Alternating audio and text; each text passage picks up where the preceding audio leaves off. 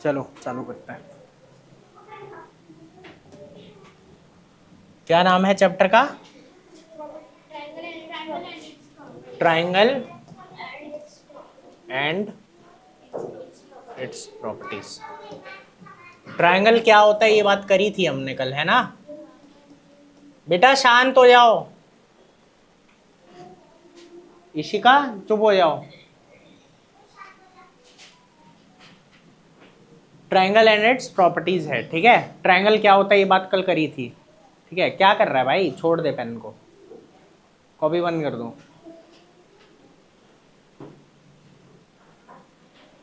Triangle क्या होता है? एक पॉलीगन है। एक क्या बेटा? पॉलीगन विच हैज 3 साइड्स, ठीक है। पॉलीगन क्या होता है ये बातें हम कर चुके हैं। A polygon which has 3 side, इसकी 3 साइड होती है। पॉलीगन क्या होता है आलिया? हाँ,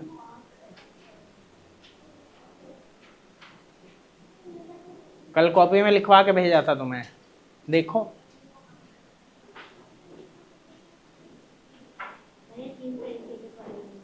तीन तरीके के पॉलीगन होते हैं।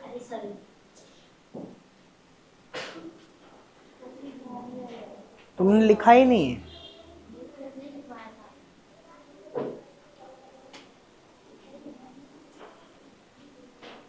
कॉपी दिखा।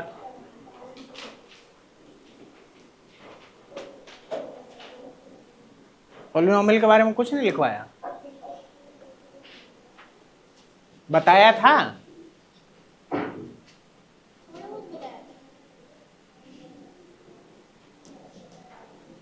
पॉलीगन एक ऐसा फिगर होता है, a figure which has lines only, जिसमें सिर्फ सीधी लाइन होती है, जिसमें सिर्फ मतलब लाइन है तो सीधी होगी, ठीक है। मतलब जिसमें सिर्फ क्या होती है, सीधी सीधी लाइनें होती है। समझ आ गया? कोई कर्व नहीं होता उसमें। भी बात ये है फिगर भी कौन सा होता है वो, ठीक है। तो फिगर होता है क्लोज्ड, ठीक है। क्लोज्ड सिंपल कर्व क्या होता है बेटा? Close simple. एक तो बंद होगा, एक क्या होगा? बंद। दूसरी बात, काटेगा नहीं, ठीक है। सिंपल कर्व मतलब होता है जो अपने आप को काटता नहीं है। समझ में आ रही है बात? ठीक है। तो सिंपल क्लोज कर्व होगा, ठीक है। और वो जो है उसको हम क्या बोलेंगे? उसमें सिर्फ लाइनें होगी तो उसको क्या बोलेंगे? पॉलीगन, ठीक है। जैसे ये सीधी सीधी लाइनों वाला है तो एक पॉलीगन है, ठीक है। ये भी एक पॉलीगन है, ठीक है। उसके बाद 5 लाइन वाला भी पॉलीगन होता है, ये ऐसे, ठीक है। कोई दिक्कत है इन चीज़ों में? तो ये सीधी सीधी लाइनें वाले सीधी सीधी लाइनों वाले होते हैं। और मिनिमम साइड वाला पॉलीगन ट्राइंगल ही है, ठीक है। पॉलीगन की शुरुआत ही कहाँ से होती है? ट्राइंगल से होती है, ठीक है। क्योंकि मिनिमम 3 साइड तो होगी, क्योंकि 2 साइड होगी तो बंद नहीं हो पाएगा, ठीक है। और ट्राइंगल या पॉलीगन बंद होना चाहिए। पॉलीगन क्या होना चाहिए? बंद। बात समझ आ रही है? तो सबसे कम साइड वाला पॉलीगन कौन होता है? ट्राइंगल। आ गई बात समझ में? कोई दिक्कत है? ठीक है। तो यही है पॉलीगन विच हैज 3 साइड, ठीक है। पॉलीगन क्या होता है? एक ऐसा फिगर जिसमें सिर्फ लाइंस होती है, और फिगर भी कैसा? क्लोज्ड सिंपल कर्व, मतलब जो एक दूसरे को काटता, मतलब जो अपने आप को काटता नहीं है। जैसे समझना, ये एक सिंपल कर्व नहीं है क्योंकि इसने अपने आप को काट दिया, ठीक है। तो ये है ना, इसने अपने आप को कहीं भी काटा नहीं है। समझ आ गई बात? और एक ऐसा है, ये भी सिंपल कर्व है, ठीक है। ये भी अपने आप को काट नहीं रहा है, लेकिन बात वही है कि ये पॉलीगन नहीं है क्योंकि इसमें स्ट्रेट लाइन नहीं है। समझ आ गया? सबसे कम लाइंस वाला, ठीक है, पॉलीगन ट्राइंगल ही होता है। अब आ गया या आराम से बता दूं क्या होता है पॉलीगन? हाँ, फिगर है एक जो लाइंस का बना हुआ है सिर्फ, ठीक है। और उसमें भी कोई, अभी भगा देते हैं।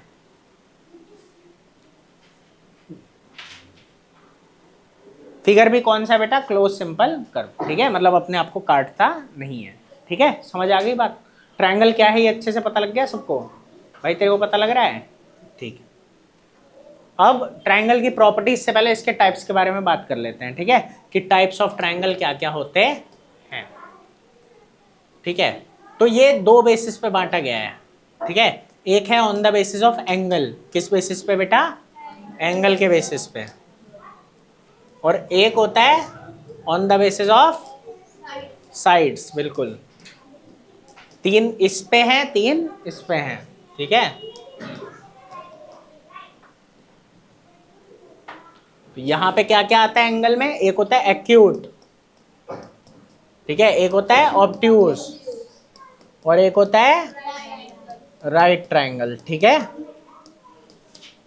कोई दिक्कत है इन चीजों में, ठीक है। और उसमें क्या क्या आएगा, on the basis of side, हाँ, इक्विलैटरल, आइसोसेलेस, स्केलन, ठीक है। कोई दिक्कत इसमें, ठीक है।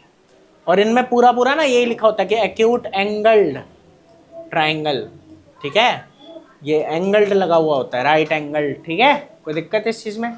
और यहाँ पे क्या है, साइड के बेसिस पे क्या क्या होता है, एक होता है इक्विलैटरल, क्या होता है बेटा, इक्विलैटरल, दूसरा आइसोसेलेस ले लो दूसरे नंबर पे, आइसोसेलेस, और तीसरे नंबर पे स्केलन। अब जरा इनके बारे में थोड़ा सा समझ लो, क्या क्या इनमें होता है, कैसे कैसे ये दिखते हैं, ठीक है। देखो एक्यूट, बेटा बातें मत करो बेटा, देखो एक्यूट में क्या होता है कि इसके सारे एंगल 90 डिग्री से कम होते हैं, सारे एंगल 90 डिग्री से कम होते हैं, ठीक है।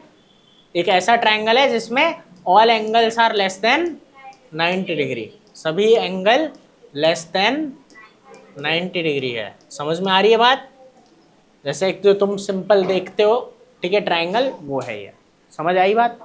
एक होता है तुम्हारा ऑब्ट्यूज, क्या होता है बेटा, ऑब्ट्यूज। ऑब्ट्यूज में क्या होगा, ऑब्ट्यूज में होगा कि एक एंगल, ठीक है, हाँ, one angle is more than, हाँ, एनी वन एंगल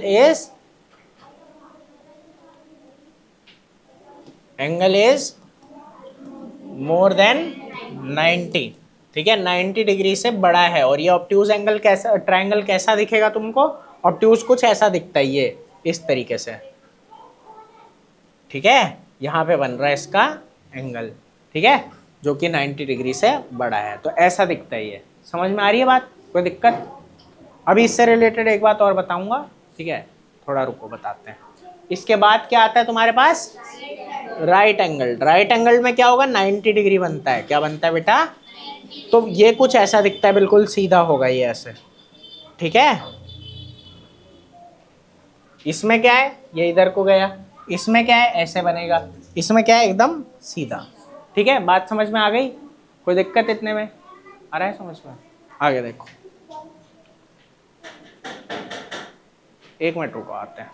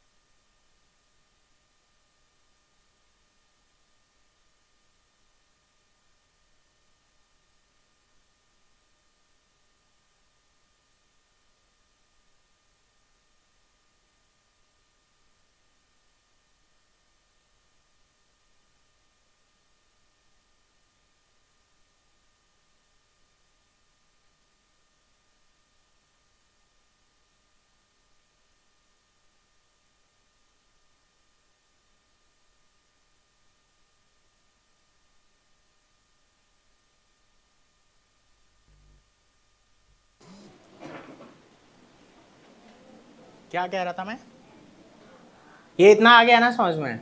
इसके बाद क्या आता है, देखो इक्विलैटरल ट्रायंगल। देखो इक्विलैटरल ट्रायंगल में क्या होता है बेटा,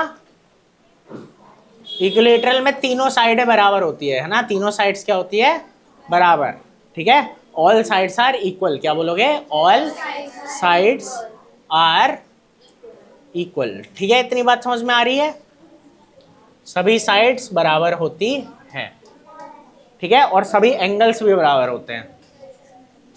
एक बात ये भी है कि all sides and angles are equal, ठीक है, कोई दिक्कत। और तीनों एंगल जो होते हैं वो कितने होते हैं, ये फिक्स है, 60, 60 और 60, ठीक है। बस इक्विलैटरल के केस में ये फिक्स रहते हैं, 60, 60, 60, ठीक है। उसके बाद आता है तुम्हारा आइसोसेलेस।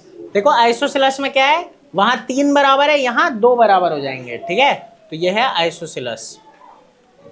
इसमें एनी टू साइड्स आर, और दो साइड बराबर है तो दो एंगल भी बराबर होंगे, ठीक है, आर इक्वल, ठीक है। कोई दिक्कत है इस चीज में? ये कुछ ऐसा दिखेगा तुम्हें, मान लो ये है ए बी सी, तो इसमें हम मान लेते हैं कि ए बी बराबर है ए सी के, ठीक है। और फिर दो एंगल कौन से बराबर होंगे? जो इनके सामने वाले हैं, जैसे ये और ये बराबर है ना, तो इसके सामने कौन है? ये, और इस वाली साइड के सामने कौन है? ये, ठीक है। इस तरीके से समझ आ गया भाई? आ रहा है समझ में? इसके बाद आता है तुम्हारा स्केलन। इसको ऐसे याद रख लो, स्केल लेके नापना पड़ रहा है, किसी एक से दूसरा पता नहीं लग रहा, किसी एक से दूसरा पता नहीं लग रहा, ठीक है। तो क्या होगा? No sides are equal, no sides and angles are equal, कोई भी साइड और एंगल बराबर नहीं है। बात समझ में आ गई? कोई दिक्कत है? ठीक है, तो आर इक्वल, तो इसको क्या बोल देंगे? स्केलन, ठीक है। ये कुछ तुमको ऐसा दिख सकता है, ठीक है। कोई दिक्कत है इतनी बात में? अब आगे चलते हैं। अब एक कॉन्सेप्ट है, ठीक है, एल्टीट्यूड का। किसका है? एल्टीट्यूड, ठीक है, इसको समझना है। और एक होता है मीडियन। एक क्या होता है बेटा? मीडियन, ठीक है। एक मीडियन है और एक एल्टीट्यूड। ये क्या होते हैं जरा आराम आराम से समझना। देखो, जो एल्टीट्यूड है ना, वो हाइट होती है ट्रायंगल की। क्या होती है? एल्टीट्यूड क्या होता है? हाइट होती है ट्रायंगल की। अब ये हाइट का क्या मतलब है, ठीक है, या ये कह सकते हैं एल्टीट्यूड तो एक लाइन है। एल्टीट्यूड एक क्या है? लाइन, और उसका मेजर हाइट है। उसका मेजर मतलब जब उसे नापते हैं तो उसे ही हाइट बोलते हैं, उसे क्या बोलते हैं? समझ आ रहा है? तो एल्टीट्यूड एक लाइन सेगमेंट है। एल्टीट्यूड एक क्या बेटा? Line segment. अभी कैसा लाइन सेगमेंट वो अभी बताते हैं।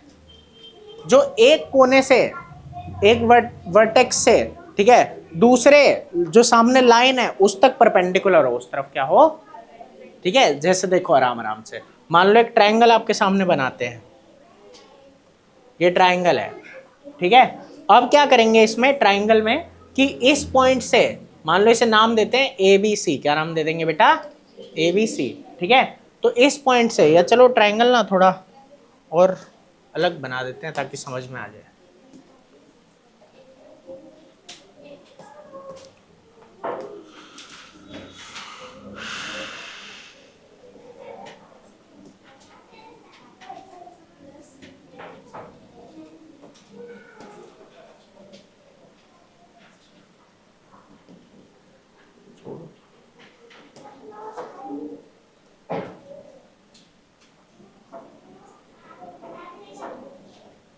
चल ठीक है, थोड़ा सही था भाई। देखो, ये है ना आपके पास एक ट्रायंगल है, ठीक है। इसमें क्या होगा? एल्टीट्यूड का होगा इस पॉइंट से सामने वाली लाइन पे। इस पॉइंट से हम क्या करेंगे बेटा? सामने वाली लाइन पे, ठीक है, एक सीधी लाइन ड्रॉ कर देंगे, ठीक है, जो इस पे परपेंडिकुलर होगी, मतलब 90 डिग्री का एंगल बनाएगी। समझ आ गया? इसे क्या बोलेंगे? एल्टीट्यूड। क्या बोलेंगे? ठीक है। कोई दिक्कत है इस चीज में? ये बात समझ में आ रही है? तो ये एल्टीट्यूड है। जैसे अगर यहां से, ठीक है, यहां पे एक 90 डिग्री बना देंगे तो वो क्या बन जाएगा? एल्टीट्यूड। क्या बन जाएगा? समझ में आ रही है बात? ठीक है। और ऐसे ही अगर हम यहां से, ठीक है, सी पे बना देंगे तो ये भी क्या बन जाएगा? एल्टीट्यूड। ये तीनों ही क्या है? एल्टीट्यूड। और ये तीनों ही हाइट है। तीनों ही क्या है बेटा? हाइट है। बात समझ में आ रही है कि नहीं आ रही? ठीक है, तो उस तरीके से चलता है। तो ये डी ई एफ, ठीक है। तो ये जो है ना तीनों, क्या क्या है? सी डी, ठीक है, ए ई और बी एफ, ठीक है। ये सारे ही क्या हो जाते हैं हमारे? या एक काम करते हैं, थोड़ा नाम बदल देते हैं ताकि तुम्हें आगे याद रहे। ए के साथ डी को डाल देते हैं, ठीक है, और बी के साथ ई को डाल देते हैं, सी के साथ एफ को डाल देते हैं, ठीक है। तो ये जो ए डी है, ठीक है, उसके बाद बी ई और सी एफ, ठीक है, ये क्या हो गए तुम्हारे बेटा? एल्टीट्यूड हो गए, और इन्हीं एल्टीट्यूड का जो मेजर होता है, नाप होता है, ठीक है, उसी को क्या बोलते हैं, हाइट, उसी को क्या बोलते हैं। तो चाहे इसको नाप लो तो भी हाइट है, इसको नाप लो तो भी हाइट है, और इसको नाप लो तो भी हाइट है। ये एरिया निकालने में काम आता है, ट्रायंगल का जब एरिया निकालना होता है, ठीक है। बस फर्क ये होता है कि अगर इसे हाइट लेते हो तो बेस इसे लेना पड़ेगा, अगर इसे हाइट लोगे तो बेस इसे लेना पड़ेगा, और अगर इसे हाइट लोगे तो बेस इसे लेना पड़ेगा। आ गया बात समझ में, ठीक है। तीनों से ही ट्रायंगल का एरिया निकलता है। फिलहाल आपको एल्टीट्यूड समझ आ गया। अब जहां तीनों एल्टीट्यूड मिलते हैं, जहां तीनों एल्टीट्यूड मिलते हैं, इस पॉइंट को बोला जाता है ऑर्थो सेंटर। क्या बोला जाता है बेटा, ऑर्थो सेंटर, ठीक है। A point where all three altitude of the triangle meet, ठीक है। कोई दिक्कत इस चीज में, समझ में आ गया, ठीक है, ठीक है। तो यही हमारा क्या होता है, एल्टीट्यूड होता है कि परपेंडिकुलर डिस्टेंस है। क्या है, परपेंडिकुलर डिस्टेंस।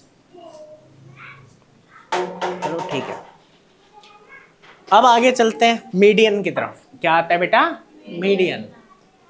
मीडियन में और एल्टीट्यूड में क्या फर्क है, इस बात को जरा समझना, ठीक है। मीडियन भी एक लाइन सेगमेंट है। ये क्या करता है, ये परपेंडिकुलर नहीं होता, जाता ये भी एक कोने से सामने वाली साइड पे है। जैसे ये क्या हुआ, एल्टीट्यूड में क्या हुआ, एक कोने से सामने वाली साइड पे गया, ठीक है, वो भी जाएगा,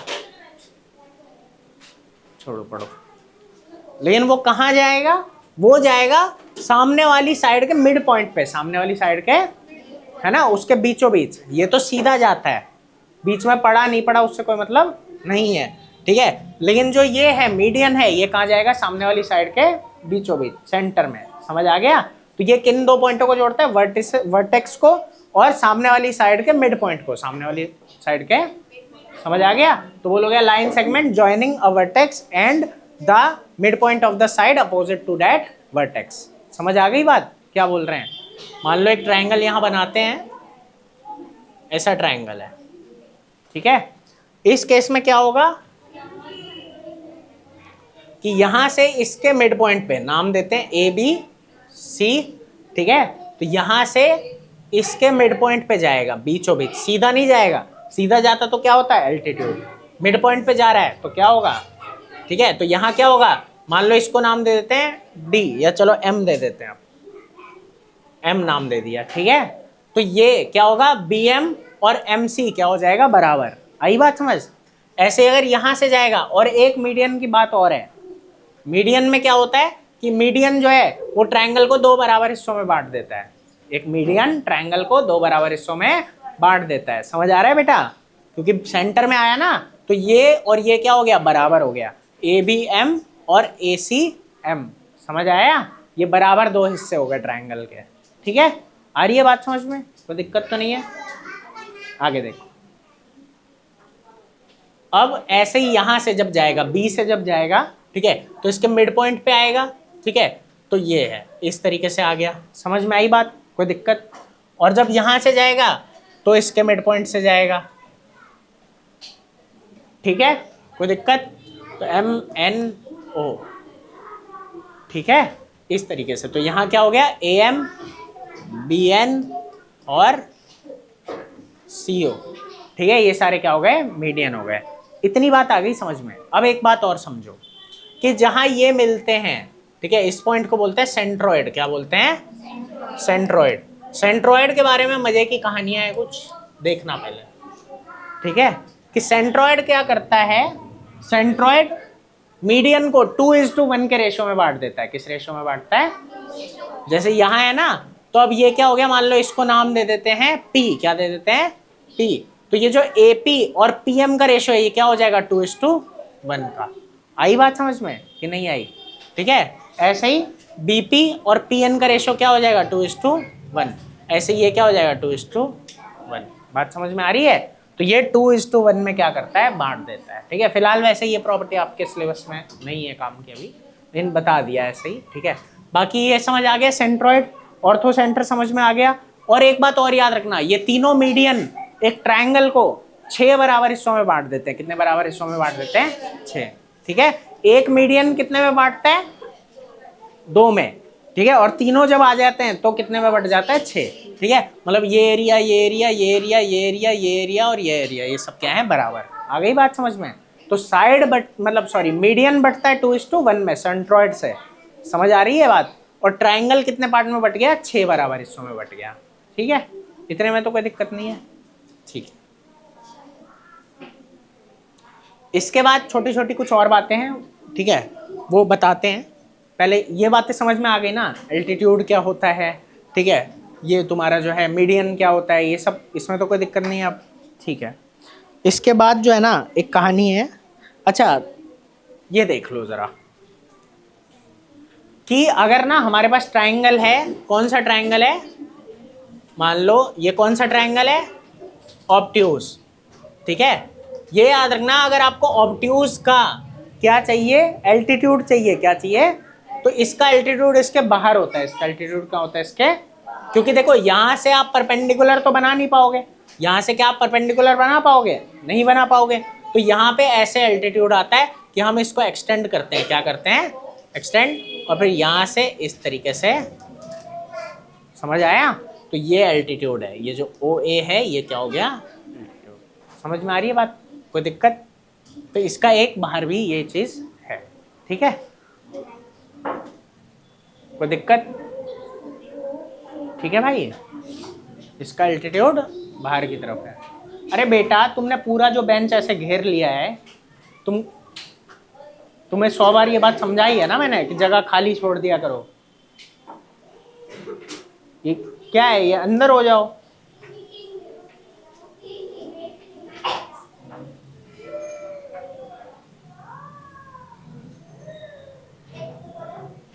ये बातें समझ में आ गई, कोई दिक्कत तो नहीं है इनमें? ठीक है,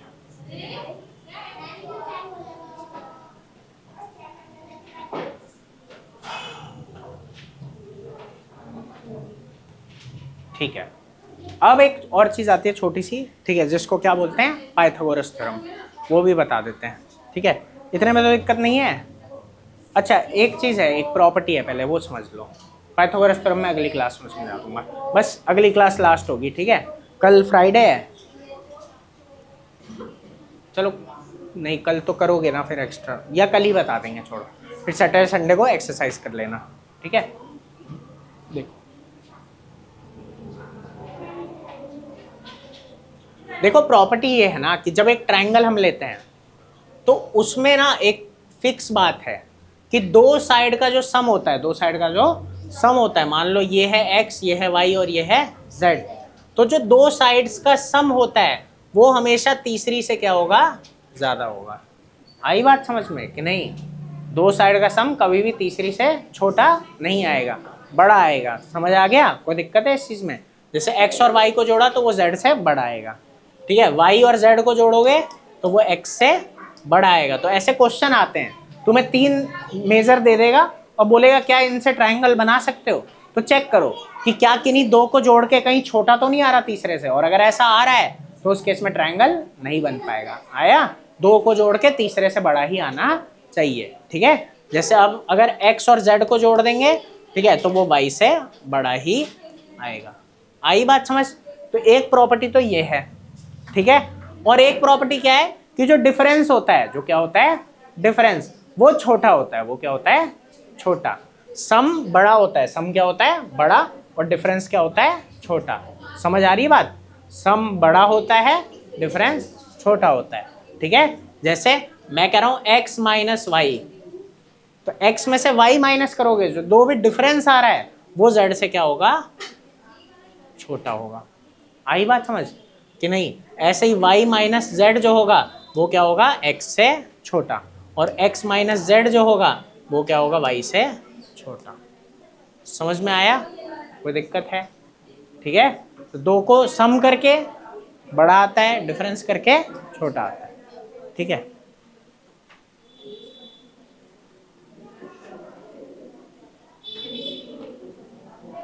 चलो, तो ये दो प्रॉपर्टी हैं, ये भी काम आती है, और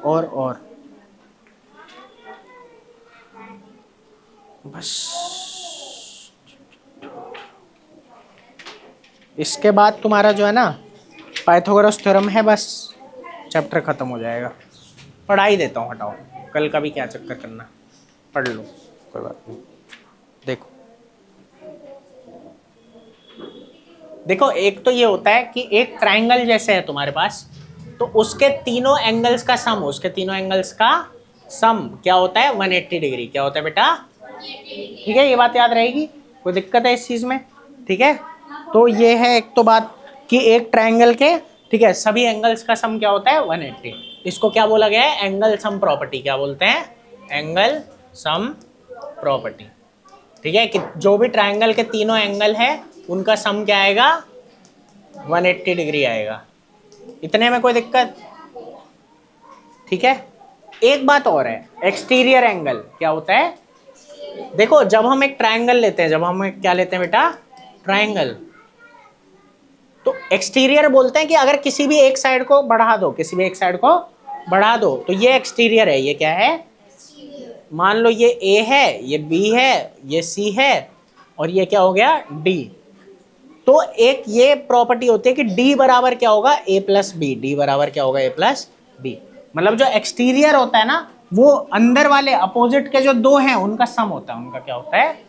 बात समझ आ रही है कि ये जो बाहर वाला है ये सामने वाले दो का क्या होता है, सम। समझ आया? इसको एक्सटीरियर प्रॉपर्टी बोलेंगे। समझ आया? Exterior angle property. और क्या है तुम्हारे सिलेबस में?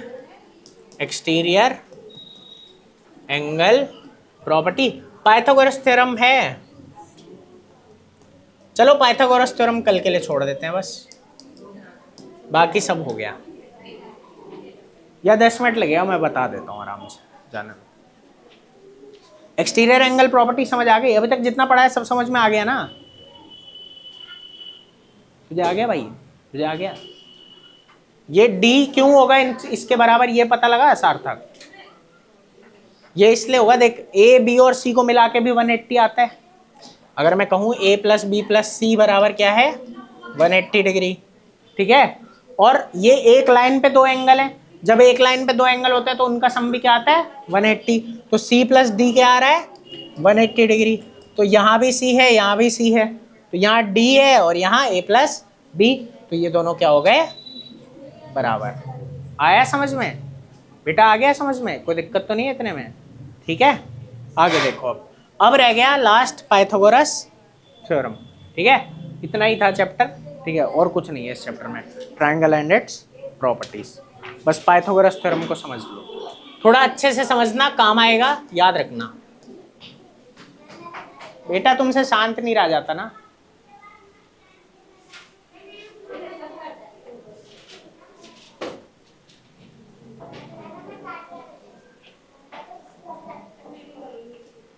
Pythagoras theorem.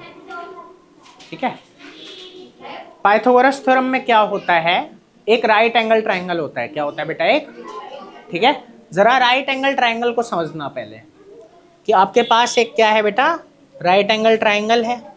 ठीक है, ये रहा,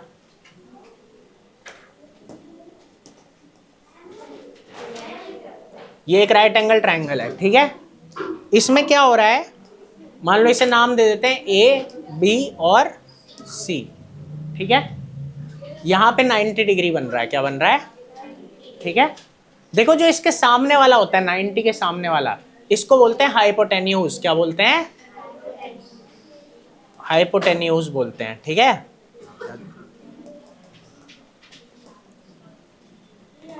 इसको H से डिनोट कर देते हैं। ये क्या है बेटा, हाइपोटेन्यूज है। ठीक है, ये जो खड़ा है ये परपेंडिकुलर है। ये क्या है बेटा, परपेंडिकुलर। इतनी बात समझ आ रही है? ये परपेंडिकुलर होता है। ठीक है, और ये वाला जो होता है इसे बोलते हैं बेस। क्या बोलते हैं? बेस। ये 90 डिग्री के सामने वाला हाइपोटेन्यूज, 90 डिग्री के साथ वाला परपेंडिकुलर और बेस। ठीक है, कोई दिक्कत? हाइपोटेन्यूज सबसे लंबा होता है। हाइपोटेन्यूज क्या होता है इनमें, सबसे लंबा। इतनी बात समझ में आ रही है? कोई दिक्कत है? ठीक है,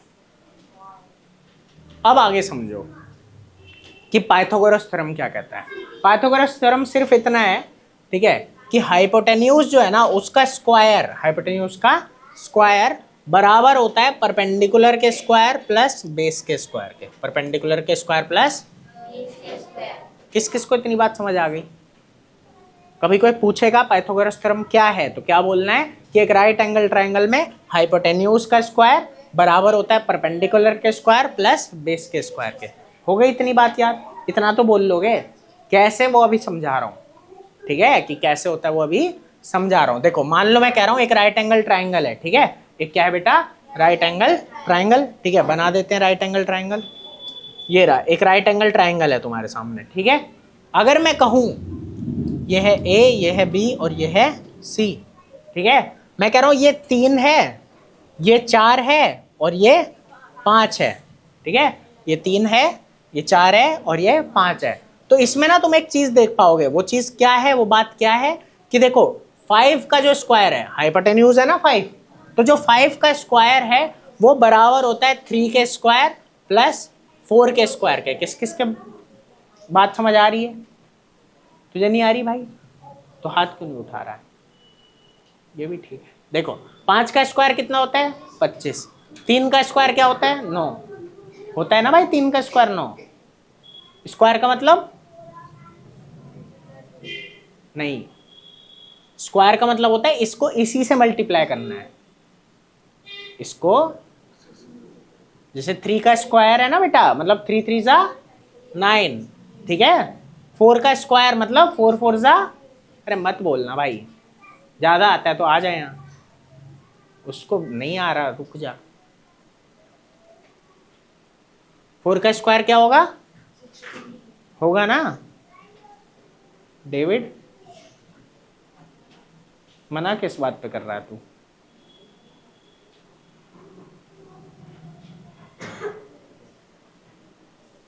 यार ये यार गलत बात है यार, जैसे मैंने कहा डेविड कह रहा नहीं। अबे यार डेविड यार ऐसे नहीं करते।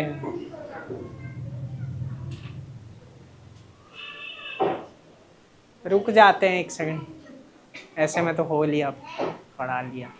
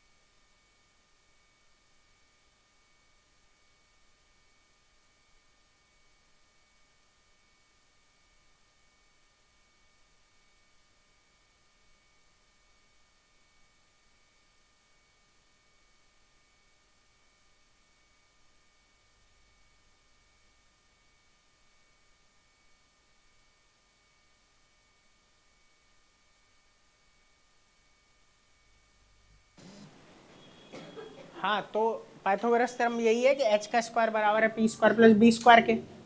तो 5 का स्क्वायर 25 होता है और 3 का स्क्वायर क्या होता है? 9। 4 का स्क्वायर क्या होता है बेटा? 16 और 16 और 9 क्या होता है? 25। तो ये देख पा रहे हो ना कि हाइपोटेन्यूज का स्क्वायर किसके बराबर होता है? परपेंडिकुलर के स्क्वायर प्लस बेस के स्क्वायर के, ठीक है, ठीक है। ये काम कहाँ आता है? मिसिंग वैल्यू निकालने में। मान लो तुम्हें कोई 2 साइड दे दी जाए, बोला तीसरी निकालो, क्या बोले? तीसरी निकालो, तो वहां पे ये काम आता है, ठीक है। या फिर तुम्हें चेक करना हो कि राइट एंगल ट्राइंगल है या नहीं है, तब ये काम आता है। समझ आ गया कि नहीं आया? जैसे देख लो, एक बार क्वेश्चन बता देता हूँ कैसे होता है। मान लो राइट एंगल ट्राइंगल है तुम्हारे पास, ठीक है, ये एक है, ये दूसरा, और ये तीसरा, ठीक है। मान लो इसमें तुम्हें ए बी सी है तुम्हारे पास, ये दिया हुआ है 3, ये दिया हुआ है 4, और बोला है ये निकालो, ठीक है। यहाँ पे क्या है तुम्हारे पास, ए बी सी, ठीक है। तुमको बोला गया ये 3 है, ये 5 है, बताओ ये कितना होगा। और एक और है ए बी सी, इसमें क्या है कि तुम्हें बोला गया है कि ये 5 है, ये 4 है, ये वाला निकालो, ठीक है।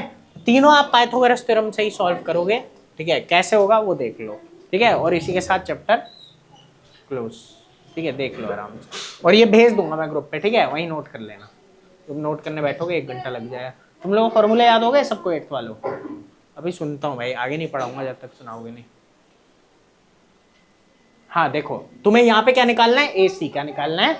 तो तुम लिखोगे ए सी का स्क्वायर बराबर होता है ए बी का स्क्वायर प्लस बी सी का स्क्वायर। इतने में कोई दिक्कत है? ठीक है। अब ए बी क्या होता है 3, तो 3 का स्क्वायर है। बी सी क्या है 4, 4 का स्क्वायर। 3 का स्क्वायर क्या होता है 5, 4 का स्क्वायर क्या होता है बेटा 16, ठीक है। अरे ये गलती से 5 लिख दिया, 9, 9, ठीक है। ये आ गया 25, क्या आया। अब एक बात पे ना ध्यान दो, ये है ए सी का स्क्वायर। एक छोटी सी बात याद रखना कि ये जो स्क्वायर है ना, ये दूसरी साइड जाके रूट बन जाता है। क्या बन जाता है? ये जो साइन है इसको स्क्वायर रूट बोलते हैं। क्या बोलते हैं बेटा? और स्क्वायर रूट का मतलब यही होता है, आपको ऐसा नंबर निकालना है कि जिसे उसी से मल्टीप्लाई करने पे ये आए। जैसे 25 है तो 5 5 जा 25 होता है, तो यहाँ पे क्या आ जाएगा 5। आया समझ में? ठीक है, याद रहेगा? हाँ बेटा, 1 मिनट रुक जाइए आप। हाँ बेटा, सब अलग अलग बताओगे क्या? सुन लिया?